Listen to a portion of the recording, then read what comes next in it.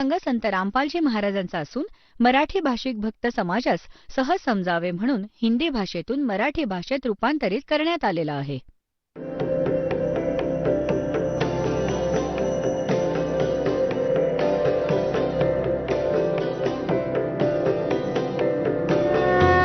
और ज्ञान सब ज्ञान डी कबीर ज्ञान सो ज्ञान और जैसे घोड़ा तोब कायम करता चले मैदान. जगद्गुरु तत्वदर्शी संत रामपालजी महाराजांचे अमृत वचन सर्व पवित्र धर्मांच्या व पवित्र शास्त्रांच्या आधारावर. गीता प्रेस गोरखपूर इथून प्रकाशित 562 पानावर. 7वा स्कंध. संक्षिप्त देवी भागवत 562 पानावर. गीता प्रेस गोरखपूर इथून प्रकाशित आहे हे. आणि ज्याला विश्वास नाही त्यांनी आपल्या घरी जाऊन पहा. 562 वर देवी हिमालय राजाला ज्ञानोपदेश देत आहे, आपलं पुण्यवचन ऐकवत आहे, ब्रह्मस्वरूपाचं वर्णन करत आहे, ब्रह्मच्या विषयी माहिती देत आहे. श्री देवीजी म्हणू लागली, पर्वतराज, त्या ब्रह्मचं काय स्वरूप आहे हे सांगितलं जातं. आधी तर स्वतःविषयी फट्टे मारले आहेत की माझी पूजा करा, असं कर तसं कर, आणि मग सांगते की नाही, जर तुला योग्य लाभ हवा असेल तर मी सांगते. त्या ब्रह्मचं काय स्वरूप आहे हे सांगितलं जातं. जो प्रकाश स्वरूप सर्वांच्या अत्यंत समीप आणि स्थित हृदयरूपी गुहेत स्थित असल्याने गुहाचर नावाने प्रसिद्ध आणि महान पद अर्थात परमपद प्राप्य आहे. तो सर्व प्रजेच्या ज्ञानाच्या पलीकडे आहे. आता जास्त न वाचता आपण, तो आहे परमसत्य आणि अविनाशी तत्व आहे. सौम्य त्या वेदण्यायुक्त लक्षाचे तू वेधन कर. मन लावून त्यात तन्मय होऊन जा. सौम्य उपनिषदांमध्ये सांगितलेलं महान अस्त्ररूपी धनुष्य घेऊन त्यावर उपासनेने तीक्ष्ण केलेला बाण संधान कर आणि मग भावानुगत चित्ताद्वारे त्या बाणाला खेचून त्या अक्षररूपी ब्रह्मलाच लक्ष बनवून वेध कर. प्रणव ओम तर धनुष्य आहे, प्रणव ओम धनुष्य आहे, जीवात्मा बाण आहे आणि ब्रह्मला त्याचं लक्ष म्हटलं जातं. म्हणजे जीवात्मा ओम नामाचा जप करेल आणि ब्रह्मला प्राप्त करायचा उद्देश ठेवेल. त्या एकमात्र परमात्म्यालाच जाण, कारण ब्रह्मकडे संकेत करत आहे. ब्रह्मला सुप्रीम पॉवर मानते ही देवी. त्या एकमात्र परमात्म्यालाच जाण, बाकी सगळ्या गोष्टींना सोडून दे, म्हणजे सर्व पूजा सोडून दे. हाच अमृतरूपी परमात्म्याकडे पोहोचवणारा पूल आहे. संसार समुद्रातून पार होऊन अमृतस्वरूप परमात्म्याला प्राप्त करण्याचा हाच सुलभ मार्ग आहे. ह्या आत्म्याचे ओमच्या जपाबरोबर ध्यान कर. ह्या ओममुळे होणारी जी परमगती आहे ती सांगितली जात आहे. ओमच्या जपाबरोबर ध्यान कर. यामुळे अज्ञानरूपी अंधाराच्या सर्वथा पलीकडे आणि संसार समुद्राच्या पलीकडे जो ब्रह्म आहे त्याला प्राप्त होशील. तुझं कल्याण हो. ओम नामाचा जप केल्याने ब्रह्मला प्राप्त होशील. आणि तो ब्रह्म कुठे राहतो हे पहा. हे 563 पानावर आपण वाचत आहोत. तो जो सर्वांचा आत्मा ब्रह्म ब्रह्मलोकरूपी दिव्य आकाशात स्थित आहे, तो ब्रह्मलोकात राहतो. आता पुण्यात्म्यांनो, तुमच्या समक्ष आपले हे सद्ग्रंथ आहेत, ज्यातून आपल्याला हे ज्ञान होत आहे की कोणत्या देवाला किती आध्यात्मिक ज्ञान होते आणि कशी ते साधना करत असत. आता श्री विष्णूजींना तर श्री ब्रह्माजी, नारदजी, व्यासजी सांगत आहेत की ते सुप्रीम पॉवर. विष्णूजी म्हणत आहेत की मी तर तपस्या करतो, दुर्गाची साधना करतो, तिचीच भक्ती करतो, तिच्यापेक्षा श्रेष्ठ भगवान मला माहीतच नाही. दुर्गा म्हणते की ओम जप आहे, ब्रह्म सगळ्यात सुप्रीम पॉवर आहे, त्याचा जप कर, तुमचं कल्याण होईल आणि ब्रह्मलोकात जाल. पवित्र श्रीमद भगवद्गीतेच्या अध्याय 8च्या श्लोक 16 मध्ये लिहिलं आहे की ब्रह्मलोकापर्यंतही सर्व जन्ममृत्यूमध्ये येतात आणि जोपर्यंत जन्ममृत्यू आहे जीव सुखी नाही होऊ शकत, त्याचं कल्याण नाही होऊ शकत. आता ब्रह्म म्हणतो गीतेमध्ये तुम्हाला ऐकवलंच आहे की त्या परमक्षर ब्रह्मची पूजा करा, त्यामुळे तुमचा पूर्ण मोक्ष होईल, परत कधी जन्म नाही होणार. त्यासाठी गीता ज्ञानदाता ब्रह्म पण म्हणतो की मी परिचित नाहीये त्या ज्ञानाशी, ना त्या विधानाशी, ना त्या समाधानाशी. त्यासाठी तत्वदर्शी संतांचा शोध घ्या. आता पुण्यात्म्यांनो, जसे कालच्या सत्संगात आपण ऐकत होतात की जितकेही ऋषी महर्षी संत झाले आहेत ते म्हणतात की प्रारब्धाचे कर्म प्राण्याला भोगावेच लागतात, भोगूनच ते संपतात. बृहस्पतीजी देवतांचे गुरु आहेत आणि देवतांचे गुरु काय म्हणत आहेत की इंद्राला सांगत आहेत की जे तुम्हाला सुख प्राप्त आहेत आणि जे तुम्हाला दुःख प्राप्त आहेत ते तुमचे पाप आणि पुण्य अक्षय होत आहेत, नाश होत आहेत, आणि हाच मार्ग आहे त्यांना नाश करण्याचा. जसे तुम्ही सुखी असाल तर तुमच्या पुण्याचा नाश होत आहे, बसल्या बसल्या नष्ट होतं पुण्य. आणि जर तुम्ही दुःखी असाल तर तुमच्या पापांचा नाश होतो. ही प्रोसेस सांगितली यांनी. परंतु हा एक आहे त्यांचा स्वतःचा लोकवेद. ना ते वेदांचं ज्ञान आहे आणि नाही ते इतर अन्य कुठलं ज्याने परमात्मा प्राप्ती केली आहे अशा महापुरुषाचं विधान आहे. वेदात लिहिलं आहे 8व्या अध्यायाच्या 13व्या श्लोकात, मंत्रात, यजुर्वेदात, की परमात्मा तर घोर पापाचा पण नाश करून टाकतो. कुठल्याही प्रकारचं संकट तुमच्यावर आलं तरी भगवान त्याला दूर करू शकतात. पुण्यात्म्यांनो, जर प्राण्याला जसं त्याच्या भाग्यात आहे तसंच भोगावं लागलं तर कोणीच नाही भक्ती करणार आणि ना देवाची गरज आहे मग आपल्याला. मग आवश्यकता काय परमात्म्याची? दुःखाचा डोंगर कोसळणारच आहे, तो कोसळणारच आहे. मग कोण भक्ती करेल? आणि भक्ती केले तर दारू पीत बसेल, शराब प्यायला लागेल, चोरी करेल, डाका मारेल. तर ह्या लोकांनी बिघडवून टाकला पूर्ण समाज. कारण आधी आत्मा सगळ्यात आधी परमात्म्याकडूनच दिलासा मिळवू इच्छितो. परमात्म्याकडून दिलासा नाही मिळाला तर मग तो बकवास करू लागतो मनाच्या अधीन होऊन. आणि जेव्हा परमात्म्याचा सहयोग तुम्हाला मिळेल, तुम्हाला इतकं सुख देईल भगवान, इतके बेनिफिट देईल, इतके तुम्हाला जी आणि बरकत देईल की तुम्ही विचार पण नाही करू शकणार. आणि मग तुम्हाला ज्ञान होईल की विष खायचंय की कुठल्या गोष्टीतून पैसा भेसळ करून मिळवायचाय, किंवा लाच खाणं, चोरी करणं, दान हुंडा घेणं, हे तर विष खाण्यासारखं आहे, विष. आणि मग म्हणतात, जैसे किर का जहर का रंग होरी हो, कहो कौन तिस खाव राम रंग होरी हो. म्हणतात परमात्म्याच्या नावाने होरी म्हणजे आनंद होईल. आणि जहर का किरका, विषाचा कण सुद्धा कोणी खाईल का? कोणाच्या लक्षात आलं की विषाचा कण पडलाय तर हात सुद्धा लावणार नाही कोणी. तर हे जे आज काही तुम्ही अज्ञानामुळे ही लाच घेता, चोरी करता, कोणाकडून पैसे घेऊन परत करत नाही, ह्या आध्यात्मिक ज्ञानामुळे तुम्हाला समजेल की हे विष खात आहात, विष. आणि मग ह्या विषाला कोण खाईल? स्पर्श पण कोणी करणार नाही, दुरूनच म्हणतील आग लागो, काय माहितीये कसं धन आहे ते. आणि आता कोणी माफ करणार नाही, तिजोरी फोडून ताबडतोब लंपास करतील.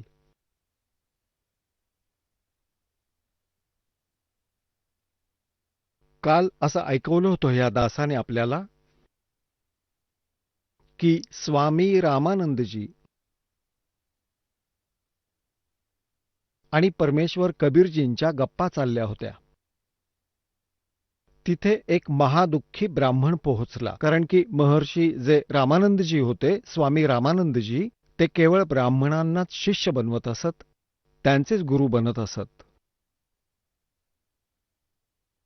आणि एक ब्राह्मण खूप गरीब, घरी खूपच त्याच्यावर संकट आलेलं होतं. आपल्या म्हणजे तो अर्थार्थी पण होता, आर्त पण होता. ना तो जिज्ञासू होता ना ज्ञानी होता. दोन प्रकारच्या त्याच्यावर आपत्ती होत्या. एकतर खूप निर्धन होता आणि शिवाय त्याच्या परिवारावर संकट आलं होतं. त्याची मुलं आजारी, पत्नी आजारी, तो स्वतः पण दुःखी आणि खूप वाईट स्थिती होती. आणि स्वामीजींनी बऱ्याच साऱ्या साधना सांगितल्या होत्या, पण त्याला काही फरक पडला नव्हता. तर जेव्हा फरक नाही पडला तेव्हा शेवटी हे सर्वजण असंच सांगतात की हे तुझ्या प्रारब्धातलं कर्म आहे, हे भोगावंच लागेल. तर असं भाषण ठोकत होता स्वामी रामानंदजी त्या आपल्या शिष्य ब्राह्मणाला. परमात्मा कबीरजी म्हणाले, स्वामीजी, जे तुम्ही म्हणताय की प्रारब्धाचं कर्म तर भोगावंच लागतं, काय कोणत्या ग्रंथात लिहिलं आहे? रामानंदजी म्हणाले की देवी पुराणात लिहिलंय. आणि बृहस्पतीजी पण हेच म्हणत आहेत, शुक्राचार्यजी पण हेच सांगत आहेत, ब्रह्माजी पण हेच सांगत आहेत. आता ते देवी पुराण उचलून वाचून दाखवलं. स्वामी रामानंदजींनी जसं काल दासाने आपल्याला शुक्राचार्यजींचे आणि बृहस्पतीजींचे विचार ऐकवले होते आणि ब्रह्माजींचे, की त्यांनी सांगितलं आहे की कर्म तर भोगूनच संपतात. सुख असो वा दुःख प्राण्याला भोगावंच लागेल. तेव्हा परमेश्वराने म्हटलं होतं की तुम्ही वेदांना ऑथेंटिक मानता की पुराणांना? आता रामानंदजींचं ज्ञान होतं बालकासारखं. तर रामानंदजी म्हणू लागले, स्वामीजी, मी दोन्हींनाही ऑथेंटिक मानतो. वेदांना पण ऑथेंटिक मानतो आणि पुराणांना पण ऑथेंटिक मानतो, कारण त्यांचा लेखक एकच आहे. तेव्हा परमात्म्याने सांगितलं की रायटर इज रायटर. रायटर तर रायटरच असतो, लेखक होता तो. आता जसं कोणी क्लर्क आहे आणि त्याचा बॉस काही सांगत आहे, तो लिहितोय. त्याचा रायटर त्या लिहिणाऱ्याचं त्यात आपलं काही योगदान नाहीये. ठीक आहे, आपले काही थोडे विचार त्याने मिसळले असतील, ही वेगळी गोष्ट आहे. त्या वाक्याला सुधारण्यासाठी काही स्वल्पविराम मात्रा लागल्या असतील, ही वेगळी गोष्ट आहे. तेव्हा परमात्मा म्हणाले, पहा, वेद जे आहेत, वेद, ते परम अक्षर ब्रह्मच्या द्वारा ह्या ब्रह्मच्या अंतःकरणात, काळाच्या अंतःकरणात फीड केले गेले होते, फॅक्स केले गेले होते. ते काय म्हणतात ना, मीडिया प्लेयरने पाठवले होते, फॅक्स केले होते. एका मोबाईलमधून दुसऱ्या मोबाईलमध्ये पूर्णच्या पूर्ण जसे असतात ना, ते तसेच जातात. शब्दच्या शब्द, फिल्मच्या फिल्म दुसऱ्यामध्ये फीड होते आणि ती तशीच राहते. तर अशा प्रकारे परमात्म्याने ह्या ब्रह्मच्या अंतःकरणात हे वेद घातले आणि वेळ येताच ते आपोआप बाहेर येणार होते. तर त्याच्या श्वासांद्वारा, ब्रह्मच्या ह्या ज्योतिनिरंजनच्या श्वासांद्वारा पाचच्या पाचही वेद बाहेर आले होते त्याच्या शरीरातून. त्याने ते पाचही वाचले.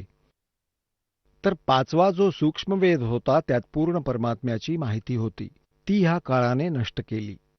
हे 4 वेद दिले. ह्याच्यात ज्ञान तर पूर्ण परमात्म्याचं आहे, परंतु वे ऑफ वर्शिप, पूजेचा विधी मार्ग केवळ ब्रह्मपर्यंतचा आहे, ओम नामाचा.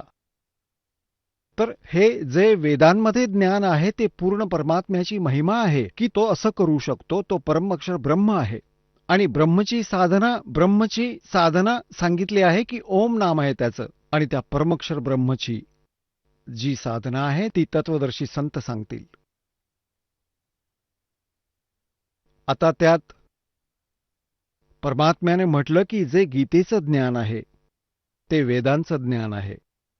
आणि वेदांचा सारांश दिला आहे कोणी? ब्रह्मने, श्रीकृष्णजींमध्ये प्रवेश करून. तर वेद आणि गीता एकच आहेत. गीतेमध्ये थोडासा फरक यासाठी आहे की ह्या श्रीमद भगवत गीतेमध्ये गीता ज्ञानदाता ब्रह्मने आपलं मत काही प्रवेश केलं आहे. आणि ते मत जर वेदांशी मिळतं जुळतं नसेल तर त्याचा आपण त्याग करायला हवा. जोपर्यंत गोष्ट राहिली पुराणांची, हे पुराण काय आहे? ब्रह्माजींद्वारे दिले गेलेलं आपलं ज्ञान आहे. आणि ब्रह्माजींकडून ऐकून मग इतर ऋषींनी काही आपला विचार, आपला अनुभव आणि सोबत ब्रह्माजींचा रेफरन्स देऊन ही इतकी मोठी मोठी 18 पुराणं बनवली. आता जे पुराणांमध्ये लिहिलं आहे की कर्म भोगल्यामुळेच समाप्त होतील, प्रारब्धात लिहिलेल्या पापांचा नाश नाही होऊ शकत, आणि जोपर्यंत तुमच्या प्रारब्धात म्हणजे कर्मात, नशिबात लिहिलेल्या पापांचा नाश होत नाही, तुम्हाला सुख नाही मिळणार. आणि तुम्हाला भक्तीमुळे सुख नाही मिळालं तर काय चाटायचं मग? अशा भक्तीला मग कोण करेल? सगळे नास्तिक होतील. ह्याच कारणामुळे पूर्ण रशिया, पूर्ण चीन ह्या डुप्लिकेट ऋषी संतांच्या कारणाने देवांचा असा लाभ त्यांना झाला नाही, म्हणून ते नास्तिक झाले. आणि हीच स्थिती काही दिवसात ह्या भारतवर्षात येणार होती. हे नकली टोळच्या टोळ बनवले होते करोडोंच्या संख्येने, जसे राधास्वामी धनधन सद्गुरू जय गुरुदेव वाल्यांनी. हे भोळे आत्मे गेले तिथे देवाची प्राप्ती होईल म्हणून, तिथे कणही नाही. आणि ती पहा, हे पूर्ण नास्तिक होतील, भक्ती करणार नाही कोणी. त्यांच्यावर इतकी संकटं येतील, इतक्या आपत्ती येतील. आता परमात्मा कबीरजींनी म्हटलं की तुम्ही देवी पुराणात बृहस्पतीजींचे विचार ऐकवलेत की ते म्हणतायत इंद्रजींना 5व्या स्कंदात. ते इंद्राला म्हणतायत की कर्म तर भोगावेच लागतात, आणि जे भाळी लिहिलं आहे ते भोगावंच लागतं, ह्याच्यात कोणतंही परिवर्तन नाही होऊ शकत. तिकडून शुक्राचार्य म्हणतायत प्रल्हादाला की असं ब्रह्माजींकडून मी ऐकलं आहे, अशी कोणी व्यक्ती या पृथ्वीवर नाहीये की जी प्रारब्धात परिवर्तन करू शकेल. तर कबीर परमेश्वरजी म्हणाले स्वामी रामानंदजींना की हे विचार आहेत कोणा विशेष व्यक्तीचे, ऋषी महर्षींचे वा ब्रह्माजींचे, हे भगवानाचे विचार नाहीयेत. पुराणात आणि वेदात भगवानांचा आदेश आहे. यजुर्वेद अध्याय क्रमांक 8च्या मंत्र क्रमांक 13 मध्ये स्पष्ट केलं आहे की परमात्मा घोर पापाचा विनाश करू शकतो. जर तुम्ही दोघांना योग्य मानता तर ही तर कॉन्ट्राडिक्टरी गोष्ट झाली. पुराण म्हणतंय असं नाही होऊ शकत, वेद म्हणतायत असं होऊ शकतं. तर वेद ऑथेंटिक आहेत, विधान आहे ते परमात्म्याचे दिले गेलेले आदेश विधान आहे, आणि पुराण एक ऋषी महर्षी संत आणि इथल्या ह्या अल्पज भगवानांचं ज्ञान आहे. तर पुराणे जी वेदांशी बरोबरी नाही करू शकत, ते ज्ञान व्यर्थ आहे. ती व्यक्तिविशेषांचे आपले विचार आहेत. तर म्हणून आपल्याला वेदांनाच फायनल मानावं लागेल. आता ह्या तर्काच्या समोर स्वामी रामानंदजींकडे काही उत्तर नव्हतं. आता पुण्यात्म्यांनो, जी व्यक्ती तिथे रामानंदजींची शिष्य बनलेली होती ती ह्या दोघांच्या गप्पा ऐकू लागली आणि कबीर परमेश्वरजींना विचारलं, तुम्ही कोण आहात? तुम्ही कुठे राहता? तर परमात्मा म्हणाले, भाई मी तर विणकर आहे. कबीर माझं नाव आहे, विणकरांच्या वस्तीत राहतो, विणकरांच्या वस्तीत. पूर्ण नाव सांगितलं. ह्या काशीतच राहतो. आता काय झालं की आठवडा 10 दिवसांनंतर ती दुःखी व्यक्ती त्या ब्राह्मण गुरुला सोडून, तो ब्राह्मण तर कबीरजी सत्संग करत होते तिथे तो पण आला, आणि त्याने पाहिलं की हे तर तेच महापुरुष आहेत ज्यांनी रामानंदजींना चितपट केलं होतं ज्ञानात. कारण परमेश्वराने म्हटलं होतं की जर त्या परमात्म्याच्या भक्ती साधनेमुळे सुख नसेल मिळत तर भक्तीची आवश्यकता काय आहे. तर त्याला ती गोष्ट खटकली होती. आता खरोखरीच ही तर 2 अक्षरांची गोष्ट आहे. तर मग परमात्मा कबीरजींना तो म्हणाला की भगवन मी खूप दुःखी आहे. तर परमेश्वर म्हणाले की भाई मी विणकर आहे, क्षूद्र, आणि तू ब्राह्मण आहेस. पाहून घे, नाहीतर परत तुझा समाज बिघडेल. तर तो म्हणाला की भाडमध्ये गेला तो समाज, माझी तर अवस्था खूप वाईट आहे. माझा तर नाश झालाय, मुलं माझी आजारी आहेत, आणि ब्राह्मणांपुढे तर मी 10 वर्ष झाली नाक रगडतोय. जी त्यांनी साधना सांगितली स्वामीजींनी ती सगळी केली, काही फरक पडला नाही. परमात्म्याने त्याला मंत्र दिला की हा जप कर, आणि मग आपल्या मुलांना पण नाम देवव. तो तर आशीर्वाद होता दात्याचा. म्हणतात त्या क्षणी त्याला अशी अनुभूती आली शरीरामध्ये जशी एखादी आपत्ती बाहेर फेकली काढून परमात्म्याने. त्याच्या 2 तरुण मुली होत्या, 2 मुलगे होते. ते पण ऑफ माइंड असे होत होते. असं काही संकट होतं त्यांचं. त्याची पत्नी पण फार दुःखी राहत असे. तर परमात्म्याच्याच कृपेने तिला बरं वाटलं. मग मुलांना पण नाम देववलं. मग हळूहळू सगळेजण चांगले झाले. 2 किंवा 3 वर्षांच्या आत त्यांची सर्व संकट दूर होऊन सगळे कर्जमुक्त पण झाले. आता तो प्राणी इतका सुखी झाला, जागोजागी जाऊन आपल्या नातेवाईकांना सांगू लागला. जे दुःखी होते त्यांना म्हणायचा, या नाम घ्या माझ्या गुरुजींकडून, तुम्ही पण सुखी व्हाल. पहा आज मी किती सुखी झालोय. आता थोडेफार जे सुखी आहेत त्यांना परमात्मा नाही आवडत. आणि परमात्मा आपल्या विधानात सांगतात के सुख के माथे आग लगो पत्थर पड़ो, जिस ते नाम हृदय ते जा, और बलिहारी उस दुख के जो पल पल नाम रटावे. आता ज्या प्राण्याला आज सुख आहे ते दुर्भाग्य आहे त्याचं. कोणाचं? जो भक्ती नाही करत. आणि भक्ती करत असेल तर सद्भक्ती नाही करत. आणि सौभाग्य आहे त्या व्यक्तीचं जी महादुःखी होती आणि इथे आल्या आल्या त्याला आराम मिळाला, हे ज्ञान मिळालं, भगवान मिळाला. तर इथे परमात्मा म्हणतायत की आग लागो अशा सुखाला ज्यामुळे देवापासून दूर होतो प्राणी. आणि जय हो अशा दुःखाचा जे क्षणोक्षणी त्याचं नाव घ्यायला लावतं, हे परमात्मा असं दुःखही ठेव ज्यामुळे तुझी आठवण येत राहील. एकदा काय झालं की एक सर्वानंद नावाचा एक महर्षी होता. श्रीमद भगवद्गीता अध्याय क्रमांक 7च्या श्लोक नंबर 12 पासून 15 पर्यंत ह्या तिन्ही भगवानांची साधनं, त्रिगुणमयी माया, रजगुण ब्रह्मा, सद्गुण विष्णू, तमगुण शिवजी यांची साधना करणाऱ्याला रिजेक्ट केलं आहे. त्रिगुणमयी मायेच्या द्वारा ज्यांचं ज्ञान हरण केलं गेलं आहे, त्या राक्षसांचा स्वभाव धारण केलेल्या मनुष्यांमध्ये नीच दूषित कर्म करणारे मूर्ख मला नाही भजत. कोण म्हणतंय? ब्रह्म, गीता ज्ञानदाता. आता म्हणतात की माझी भक्ती पण 4 जण करतात 4 प्रकारांनी. एक अर्थ, गीतेच्या अध्याय क्रमांक 7च्या श्लोक 16 पासून 18 पर्यंत सांगितलं आहे. एक अर्थ, दुसरा अर्थार्थी आणि तिसरा जिज्ञासू, चौथा ज्ञानी.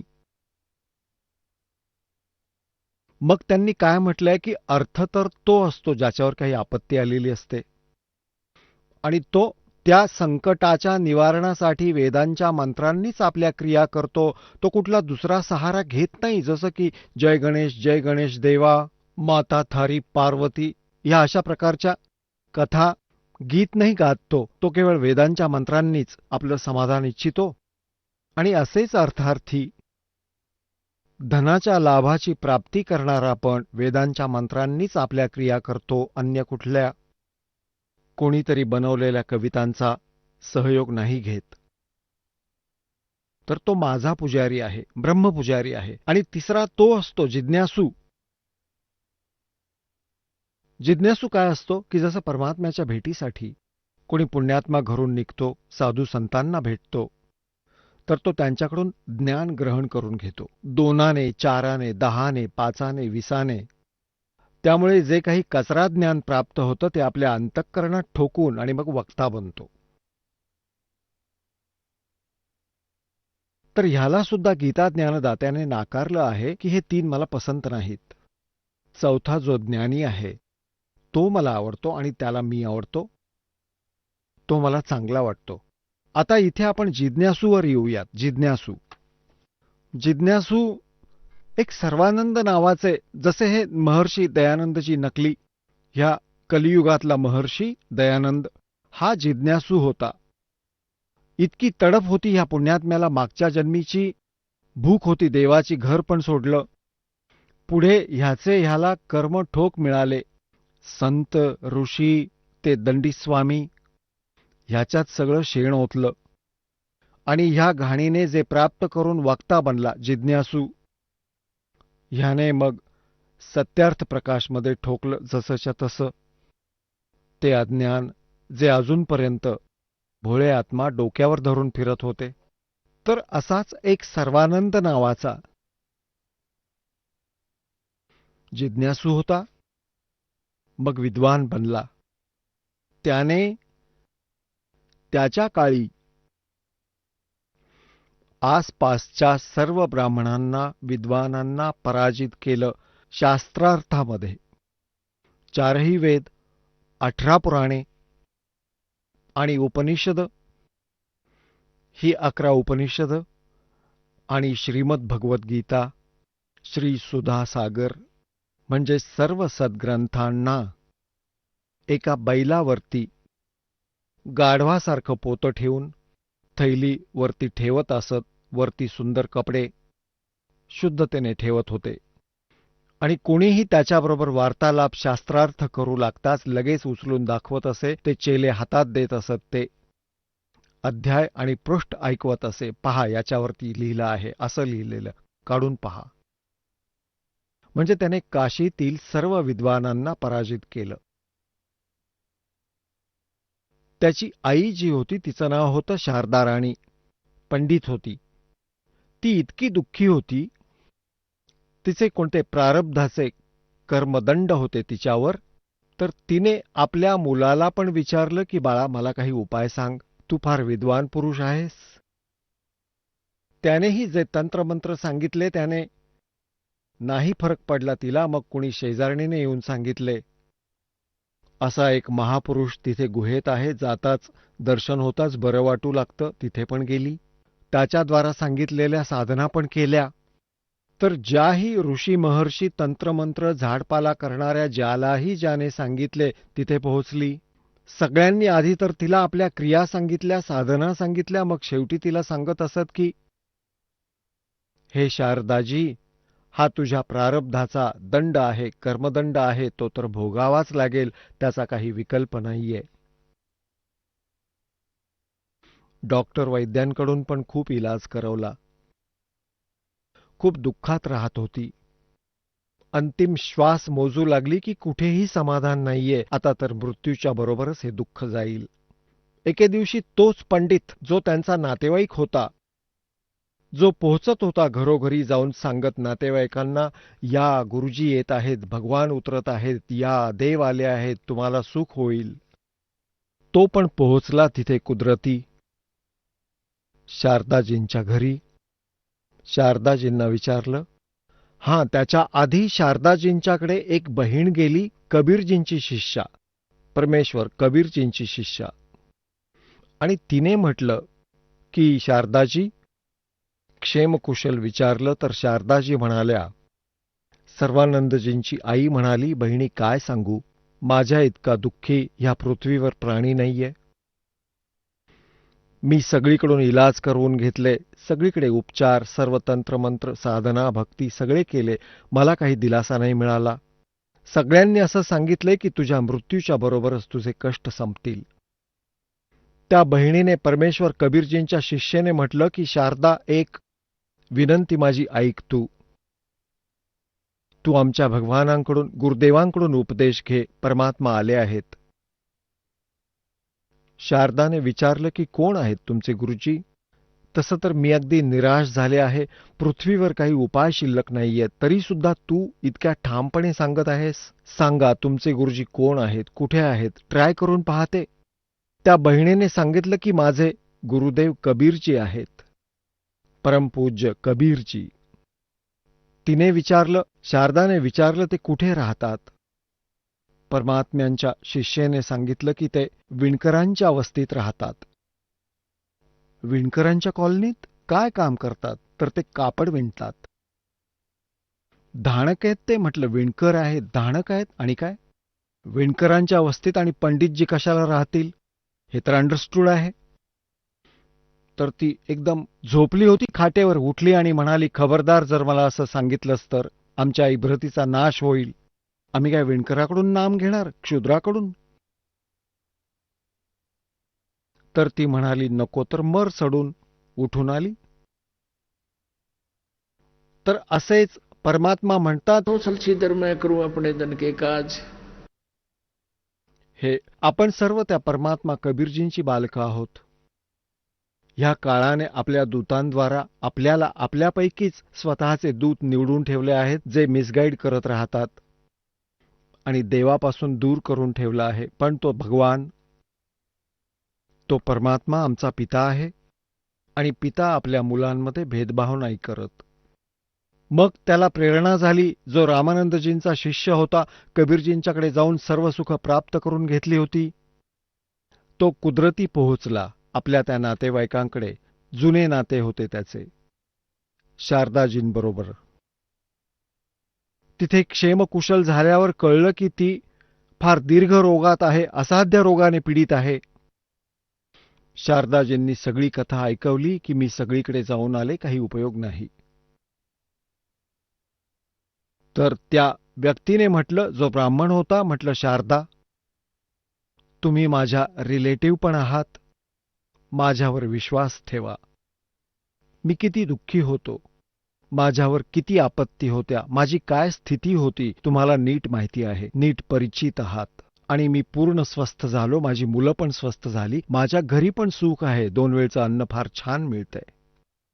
तुमचं दुःख नाही राहणार, तुम्ही माझ्या गुरुजींकडून उपदेश घ्या. मग तिने विचार केला की शारदेला एक आशेचा किरण दिसला की हा तर ब्राह्मण आहे, ह्याने अवश्य कोणीतरी ब्राह्मण गुरु बनवला असेल. तर तिने विचारलं, तुमचे गुरुजी कोण आहेत, काय नाव आहे, कुठे राहतात? तर त्या व्यक्तीने सांगितलं, माझे गुरुजी परमपूज्य कबीर साहेबजी आहेत आणि इथे हरिजन कॉलनीमध्ये राहतात, विणकरांच्या कॉलनीत. ती पुन्हा 3 ताड उडाली, म्हणाली, तो धाणक, तो नीरूचा पुत्र. कारण तिने तर सगळं व्हेरीफाय करून ठेवलं होतं की नाही, मी त्याच्याकडून उपदेश नाही घेऊ शकत.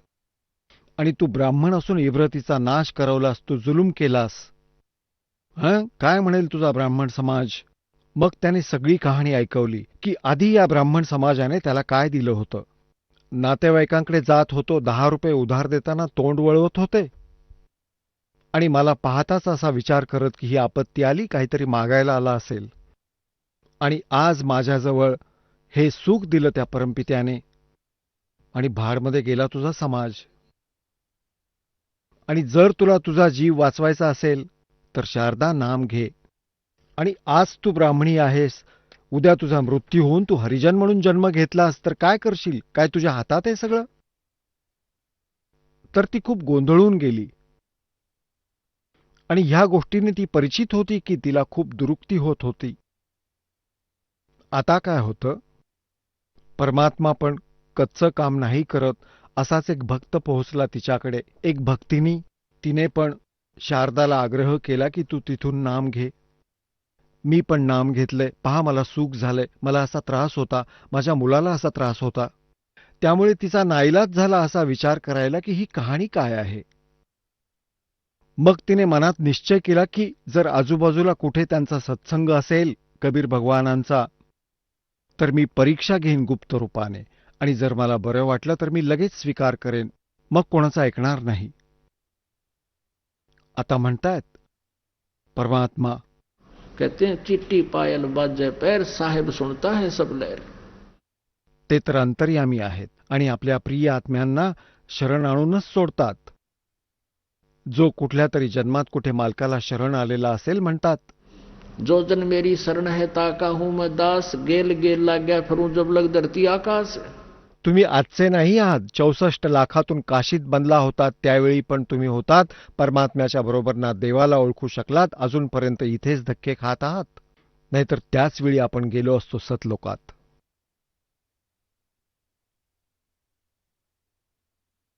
आता म्हणतात त्या मालकाने काय केलं, परमेश्वराने आसपास कुठेतरी सत्संग ठेवला, कुणा गरीबाच्या घरी.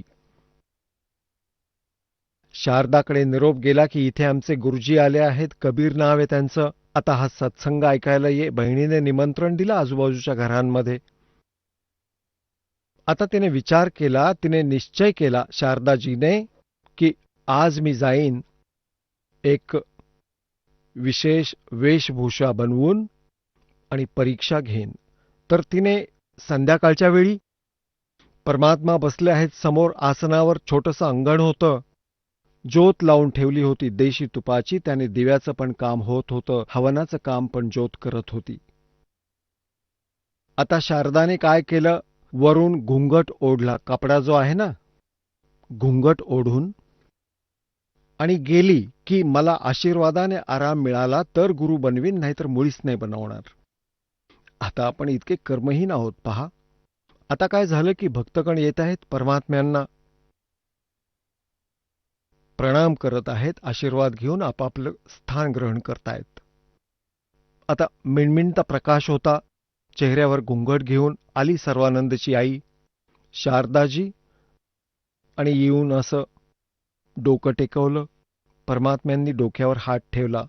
डोक्यावर हात ठेवताच तिचा जो सर्व रोग होता तो छूमंतर झाला आणि परमेश्वर म्हणाले की हे सर्वानंदची आई, आज विणकराकडे कशी आलीस तू?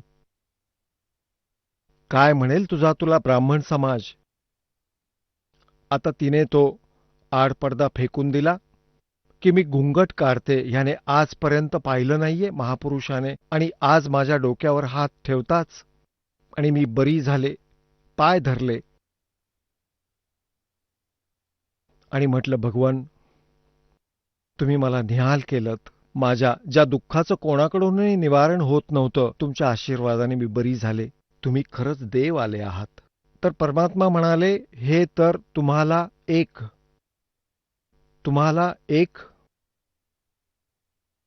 सॅम्पल दिलाय मी, पण आगामी काळात अजूनही खूप त्रास तुम्हाला होऊ शकतात.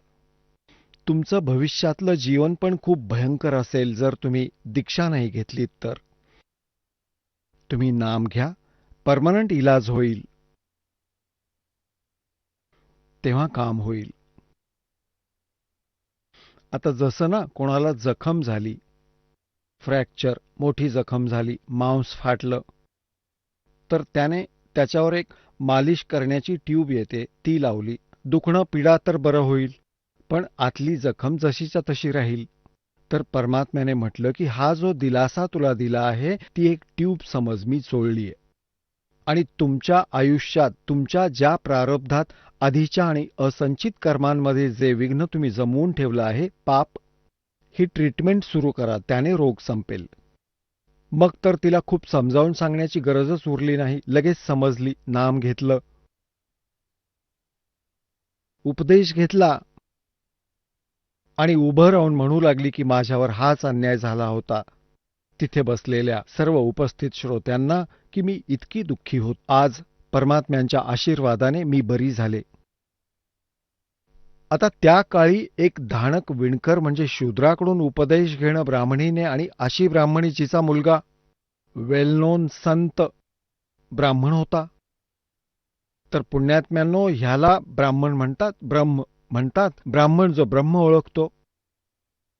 त्यानंतर ती इतकी दृढ झाली की कोणी काहीही म्हणत राहिलं तरी आपलं दार ती बंद करून घेत असे. शेजारीने येऊन बकवास करू लागली, ब्राह्मणी तू इज्जतीचा नाश केलास, तू काय विचार केलास, असं आणि तसं. ती दार बंद करून घेत असे, भुंकू दे यांना. ही तेव्हा कुठं गेली होती जेव्हा मला पडल्या पडल्या त्रास होत होता, ही ब्राह्मणी बनून आली आहे, जणू ठेकेदारीण झाली आहे माझी ही.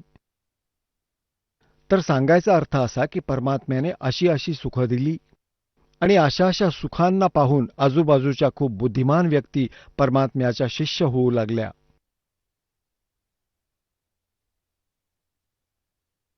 आता जशी तुम्हाला काल परवा कथा सांगितली होती, परमेश्वर कबीरजी हिंदू आणि मुसलमान दोघांना समजावत असत की तुम्ही आपापल्या सद्ग्रंथांशी, तुमच्या इतिहासाशी परिचित नाही आहात आणि अध्यात्मज्ञानापासून खूप लांब आहात, ज्या कारणाने तुम्ही आपापसात पण भांडत राहता, देवाचा लाभ प्राप्त करत नाही आहात. तर त्यामुळे दुःख मानून काजींनी सिकंदर लोधीकडे तक्रार केली होती. एका गायीला मारून टाकलं होतं जी गर्भवती होती, 4 तुकडे केले होते आई बाळाचे, आणि कबीर परमेश्वरांपुढे अट ठेवली होती की एकतर तू हिला जिवंत कर, नाहीतर तुझं डोकं कापू. जर तू परमात्मा आहेस तर गायीला जिवंत कर, वासराला जिवंत कर. तर कबीर परमेश्वरजींनी त्या दोघांना थोपटलं होतं ते वासरू पण आणि गाय पण दोघेही जिवंत झाले होते आणि वासरू गेलं गायीच्या खाली जिथे दुधाची बादली ठेवली होती. अशा प्रकारच्या अनेक लीला पाहून तिथले उपस्थित श्रोते काही हजारांच्या संख्येने कबीरजींचे शिष्य झाले होते. एक शेख तकी नावाचा धार्मिक गुरु होता सिकंदर लोधी दिल्लीच्या बादशहाचा. त्याला ईर्ष्या वाटली की त्याची किंमत कमी झाली आणि सिकंदर लोधींना तर कबीरजी जास्त आवडू लागले. परमेश्वर कबीरजींना खाली खेचण्यासाठी त्यांनी खूप प्रयत्न केले. त्यापैकी एक हे केलं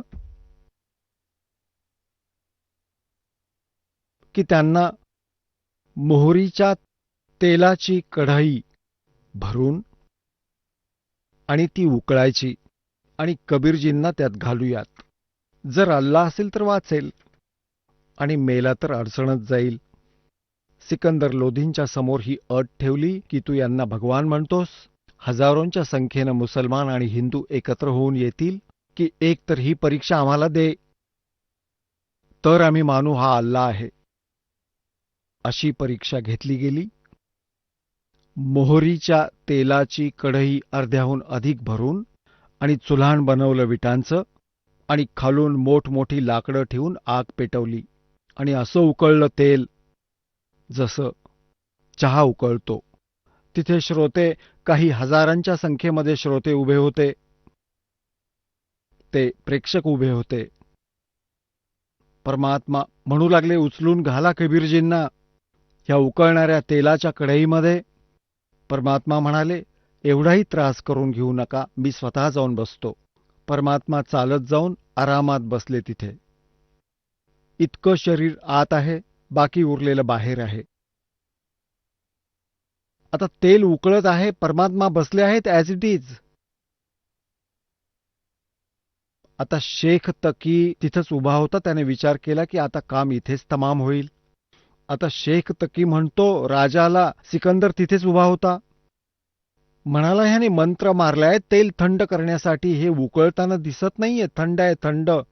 सिकंदर लोधीने विचार केला की बोट बुडवून तपासून पाहू, थंड आहे की गरम. कबीर साहेब म्हणाले, राजा याचं ऐकू नकोस, याचं काही फॅरेनहाईटचं मोजमाप नाहीये की किती गरम आहे, आणि यात जर बोट बुडवलंस ना तर बोट शिल्लक नाही राहणार तुझं. राजाला ही गोष्ट पटली नाही. गुरुजी बसलेत, तुझं बोट बुडाल्याने काय वीज पडणार आहे. असं करत करत हळूहळू बोट बुडवलं. बोट बुडवलं, जितकं बोट बुडवलं होतं तितकं तुटलं. इतकं तेज, इतकं गरम होतं. आणि सिकंदर लोधी बेशुद्ध झाला त्या वेदनेमुळे. मग परमात्मा बाहेर आले. त्या राजाला शुद्धीवर आणलं आणि त्याचं बोट पूर्ण केलं. तेव्हा त्याची वेदना थांबली. बोट पण पूर्ववत केलं. आता ते जे दुष्ट टाईपचे लोक होते, इरसाल, त्यांना मान्य नाही झालं. पण तिथे हजारोंच्या संख्येने जे प्रेक्षक उभे होते, काही हजारोंनी उपदेश घेतला, परमात्म्यांचे शिष्य झाले. तर अशी खूपशी दुःख निवारली परमात्म्यांनी, कबीर परमेश्वरजींनी. 64 लाख शिष्य सन 1398 पासून सन 1518 पर्यंत. परमात्मा 5 वर्षाच्या वयात उपदेश दीक्षा करू लागले होते. आणि रामानंदजींना आपलं गुरु पण बनवलं होतं. रामानंदजींना आपलं स्वरूप पण दाखवलं होतं. रामानंदजींना एक केवळ औपचारिक गुरुच्या रूपात ठेवलं होतं, ज्यामुळे येणाऱ्या काळात मर्यादा ठेवली जाईल. तर त्या दरम्यान 64 लाख शिष्य झाले होते परमात्म्याचे. पुण्यात्म्यांनो, आपण देवाला ओळखू नाही शकलो, तेव्हा आपण 64 लाख जण त्यांचे अनुयायी तर बनलो होतो, पण आपल्या दुःखांचं निवारण झाल्या कारणाने आपण त्यांना शरण गेलो. पण परमात्म्यांची अशी इच्छा आहे की हे मला देव मानतील तेव्हा पार होऊ शकतील. आता काय सांगतायत की जसे तुम्ही ह्या ज्ञानाशी पूर्ण रूपाने परिचित झाला नाहीत की कबीर इज गॉड, तर तुम्हाला कोणीही भ्रमित करेल आणि तुम्ही परमात्म्यापासून लांब जाल. तर काय पाहिलं, एकेकाळी काय झालं की एक गणिका, एक वेश्या होती प्रसिद्ध काशीतली. त्या मुलीने एके दिवशी देवाचा सत्संग ऐकला. आपल्याच घरी बसल्या बसल्या जाऊन बसली कुठेतरी, जवळपास सत्संग चालू होता. रात्रीचा सत्संग आवाज दूरपर्यंत जातो. आता तिला तिच्या कुकर्मांची ओळख झाली की तिने तर खूप जुलूम केले. मनुष्य जीवन मिळालं कशासाठी होतं? देवाची वाणी वचनं तिच्या कानावर पडत होती. तिला तर सकाळ होणं मुश्किल वाटलं आणि परमात्म्यांचे जिथे पुढचे सत्संग होते तिथे पोहोचली. तिथे जाऊन विचारलं, परमात्मा, काय माझा पण उद्धार होऊ शकतो? कबीर साहेबांनी म्हटलं, होय मुली, कितीही कोणी पापी असे ना का उद्धार होऊ शकतो. की भगवन मी वेश्या आहे आणि अशी अशी पापं केली आहेत. परमात्मा म्हणाले, मुली काही हरकत नाही, भक्ती कर. म्हणतात एक लोहा पूजा में राखत, एक घर बधिक पड़ो, और पारस गुण अवगुण नहीं देखत, करत है कंचन खरो. एकतर लोखंडाची सुरी बनवून ठेवली आहे कसायाच्या घरी जो बकरे कापतो, आणि एक लोखंड पूजेत ठेवलं जातं, मूर्ती बनवून ठेवली आहे देवाची. ह्या दोन्ही लोखंडांना जर परिसाच्या जवळ ठेवलं गेलं, घासलं, तर दोन्हीचं सोनं बनवतो. त्याला तर फक्त लोखंड बघायचं आहे, त्याला हे नाही पाहायचं कोणी काय करून ठेवलंय. तर मुली, तू भक्ती कर, ठीक होशील.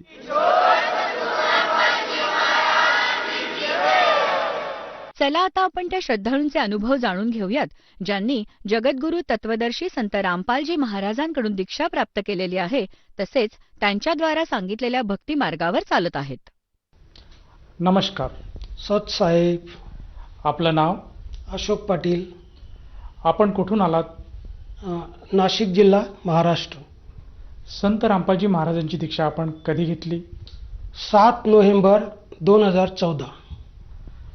संत रामपालजी महाराजांची दीक्षा घेण्या अगोदर आपण व आपला परिवार कुठली भक्ती करत होतात? सगळी आम्ही पारंपरिक भक्ती करत होतो. जसं मंदिरात जाणं, मंगळवार आला तर हनुमानच्या मंदिरामध्ये जाणं, शनिवार आला तर शनिवारी शनी मंदिरात जाणं आणि तीर्थांवर जाणं, भजन कीर्तन वगैरे ऐकणं.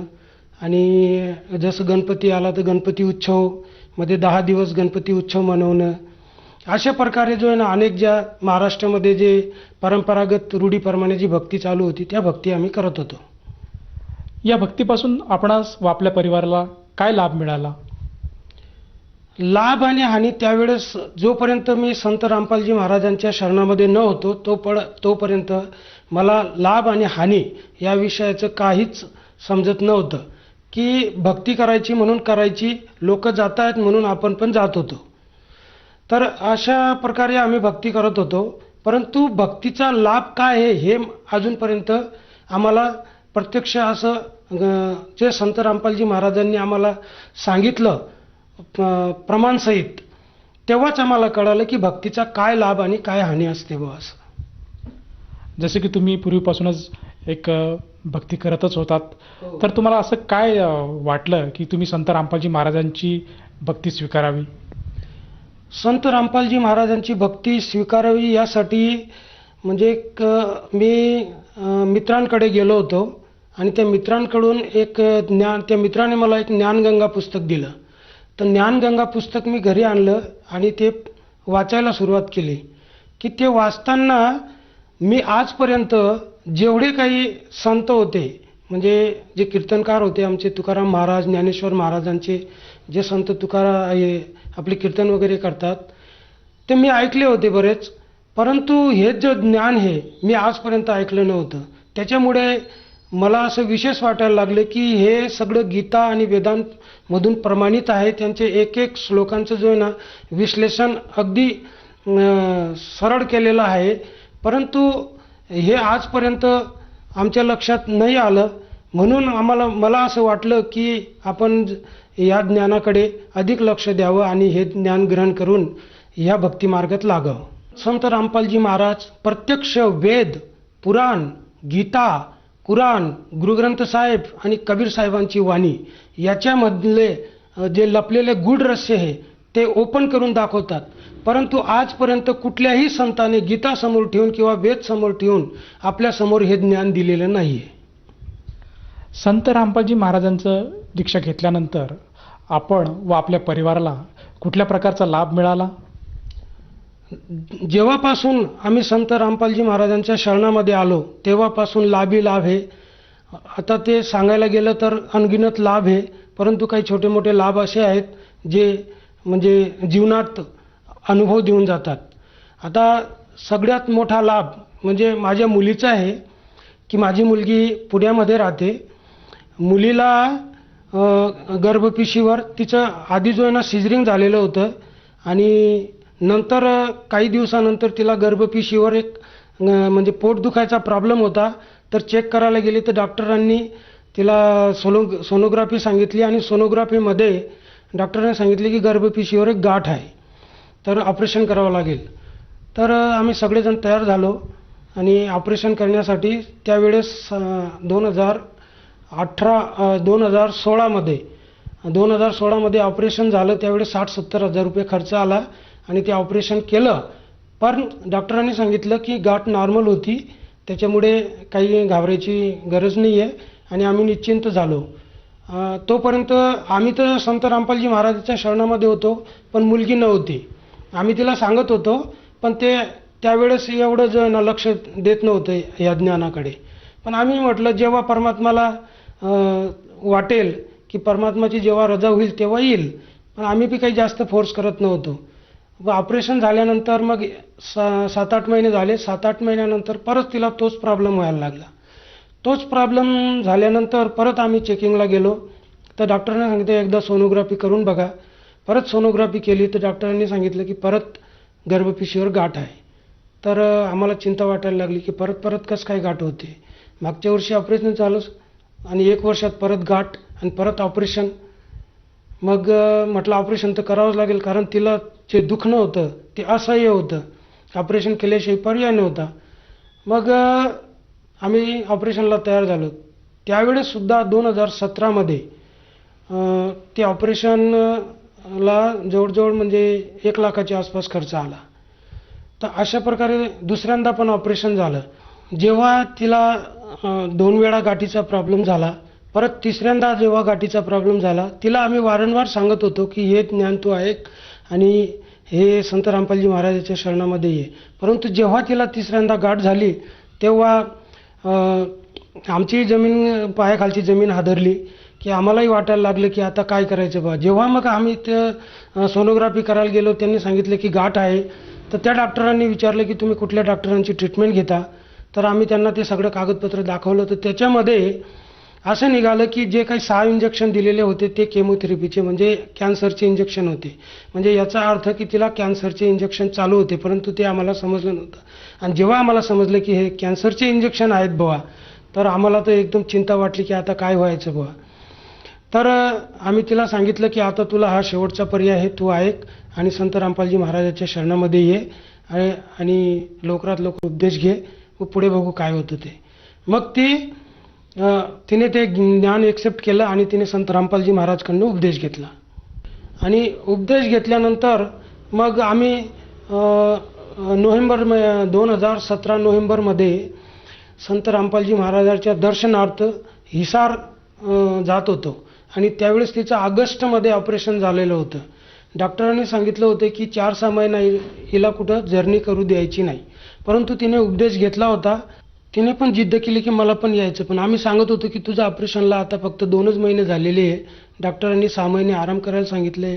पण ती ऐकत नव्हती. काही झालं तरी मी येणारच बुवा.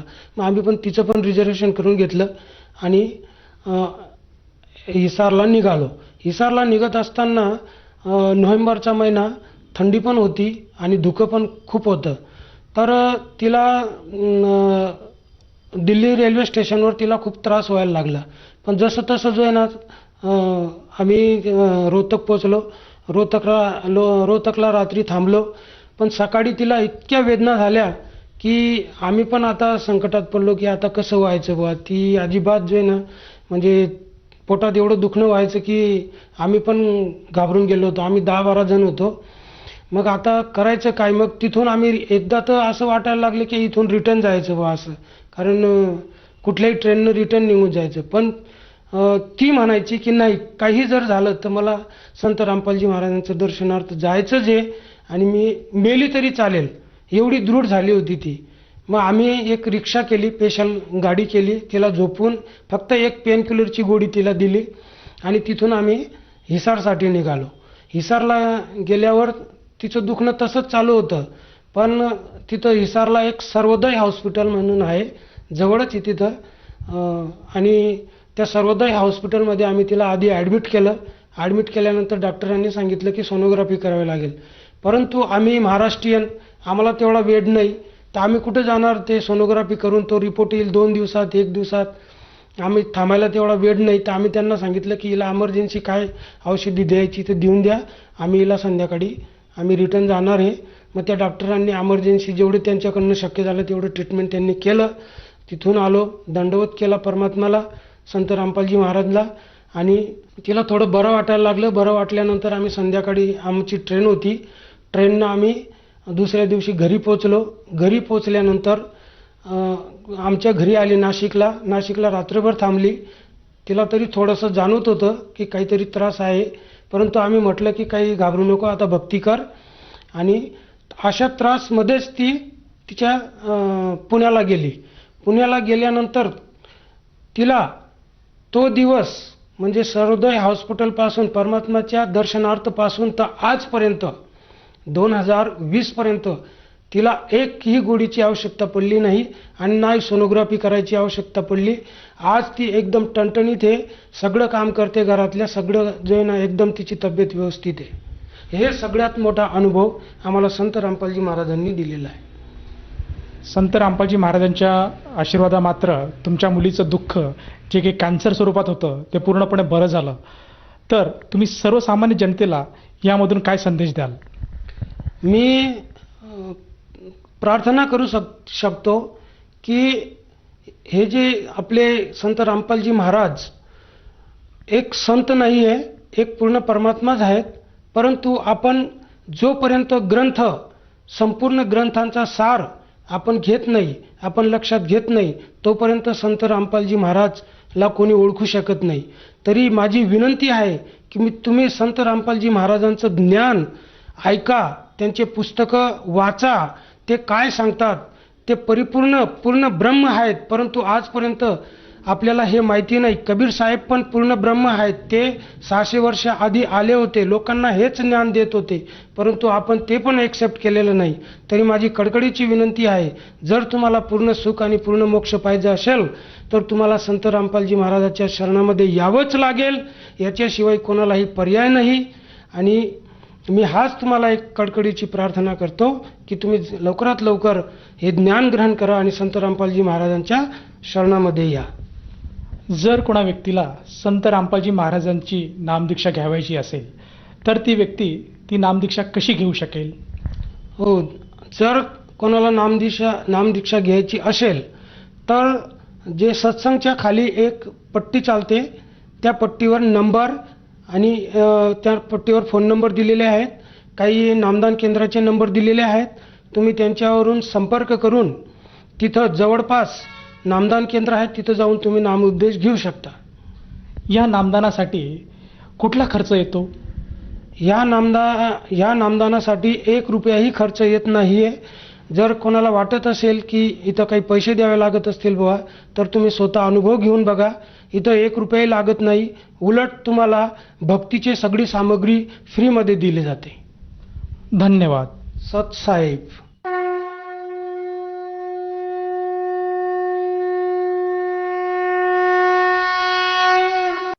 आपण ऐकत होता जगद्गुरु तत्वदर्शी संत रामपालजी महाराजांचे मंगल प्रवचन.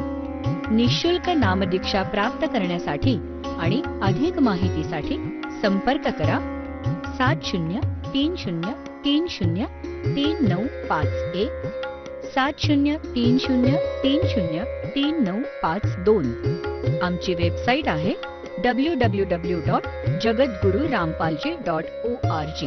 सर्व पवित्र धर्मांच्या व पवित्र शास्त्रांवर आधारित प्रमाणित अनमोल पुस्तक ज्ञानगंगा किंवा जगण्याचा मार्ग यापैकी कोणतेही एक पुस्तक निःशुल्क मागवण्यासाठी आम्हाला आपले पूर्ण नाव, पूर्ण पत्ता, पिनकोड सहित आणि फोन नंबर लिहून 7030303951 7030303952 नंबरवर SMS करू शकता किंवा आम्हाला 7030303950 नंबरवर व्हॉट्सअप देखील करू शकता.